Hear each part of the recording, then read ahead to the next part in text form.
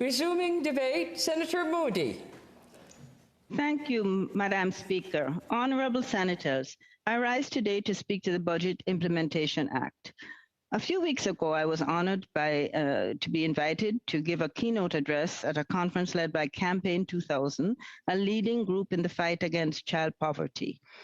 I remarked then that when I was first appointed to the Senate in December of 2018, I could never have imagined the societal upheavals that would have followed soon after. The murder of George Floyd, the rising prominence and reaction to the Black Lives Matter movement, climate emergencies increasingly prevalent in Canada and around the globe, economic crises, and of course, COVID-19 pandemic. Simply put, Canadian society, our views and priorities have changed so much in such a short amount of time. Of course, COVID was the accelerator, forcing us to examine the gaps in our society that we had ignored for so long.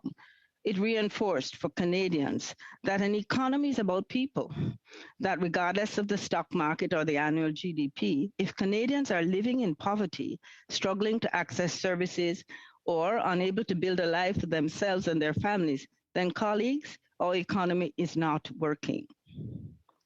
COVID taught us once more about the collective imperative of our economy and that it only truly works if it works for all Canadians. Our approach to public policy has not reflected this collective obligation for over half a century, and we are now living with the consequences of these decisions. Lack of housing, inadequate and insufficient public services, food insecurity, and so many other issues are rooted in an approach to public policy that has forgotten that our role as parliamentarians is to build our country, our society, on a vision of equality and of equity for all. Lacking in some significant ways, Budget 2022 is, in my view, a timid step in the right direction for many Canadians. For many others, it falls short. I want to take some time this evening to discuss what this budget means for children and youth. There are some good things in the budget. One of the most important investments announced was $625 million over 4 years for childcare infrastructure.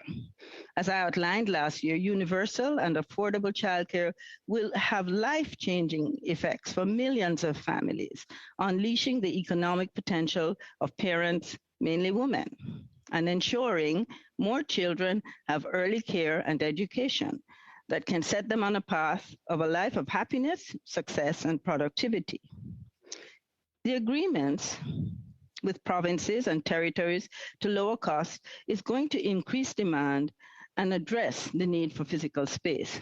This investment is needed and it's timely. The budget also includes several other important commitments, including for a $4 billion housing accelerator fund that would seek to build 100,000 homes in the next 5 years, for a $25 million pilot project to make menstrual programs available for all who need them, for a $5.3 billion over 5 years for dental care.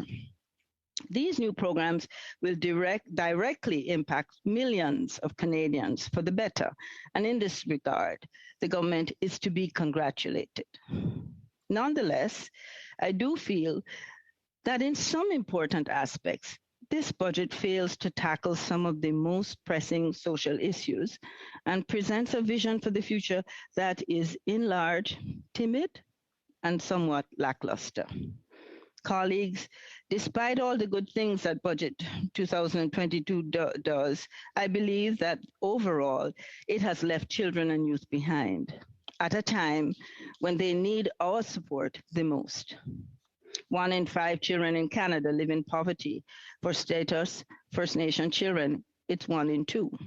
The increased cost of living has made it harder for more Canadians to make ends meet and has increased the struggle for those who barely got by before. Yet, the budget is short on providing increased income supports for family, whether through an increased Canada Child Benefit or any other support.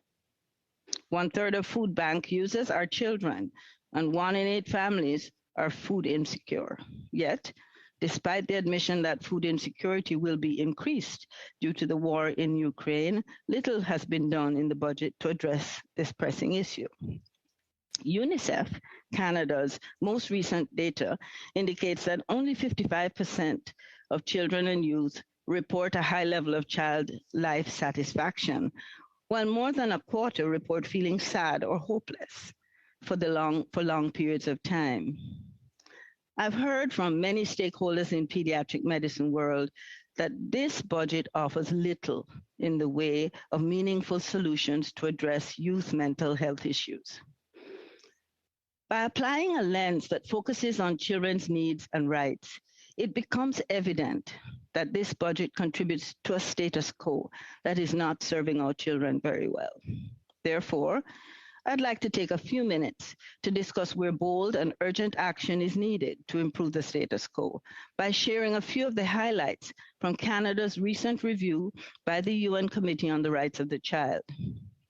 The committee's concluding observations were published last week, painting a bleak picture of Canada's performance and outlining the ways that Canada must change if it respects the rights of children. At the outset of the report, the committee calls Canada's attention to issues surrounding the independent monitoring of rights, non-discrimination, the right to life, survival, and development, abuse and neglect, children deprived of family environment, and the standard of living. They point to elements as fundamental as the right to life, survival, and development as areas that require significant growth here in Canada.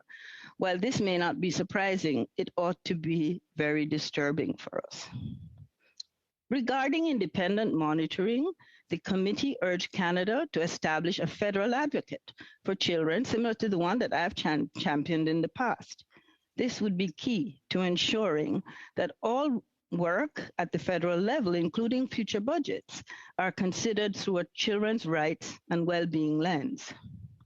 On discrimination, the committee was deeply concerned about, and I'll quote, discrimination against children in marginalized and disadvantaged situations in Canada, such as the structural discrimination against children belonging to Indigenous groups and African Canadian children, especially with regard to their access to education, health, and adequate standards of living. The apparent disparities in the treatment of children and their rights within the different regions and territories, especially with regard to children with disabilities, migrant children, children of ethnic minorities, and others, end quote. The committee went on to call for the end of structural discrimination in Canada. While Budget 2022 does include some elements to continue tackling racial discrimination, we would do well to hear this reminder of how grave these issues are. We would do well to understand that we are not doing enough in this area.